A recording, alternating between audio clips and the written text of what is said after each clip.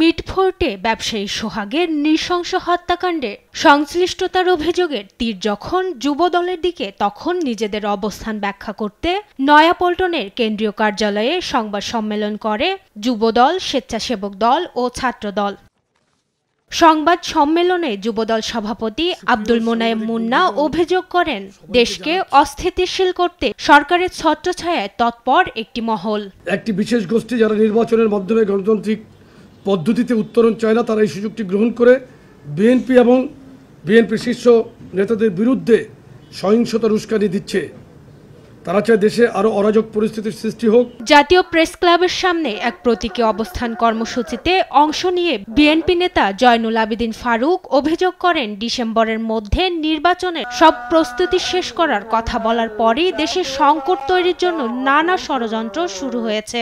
দিনগুলোতে রাস্তায় ছিলাম, আন্দোলন করেছি, পুলিশের রক্ত চক্ষু উপেক্ষা করে মিছিল করার চেষ্টা করেছি, গ্রেপ্তার বরণ করেছি, আয়নাঘরে গিয়েছি, আয়নাঘর থেকে আর ফেরত আসিনি অনেকে, এবং হরণের ভাতের ঘরে অসংখ্য নেতাকর্মী নির্যাতনের চিহ্ন, নির্যাতনের ভিডিও, নির্যাতনের ছবি আপনারা প্রকাশ করছেন।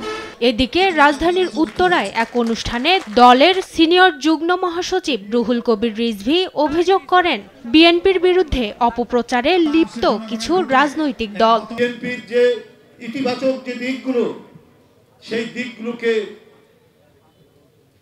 উপেক্ষা করে নিজেদের ফায়দা লুটতে চাচ্ছে, তাতে কোনো লাভ হবে না।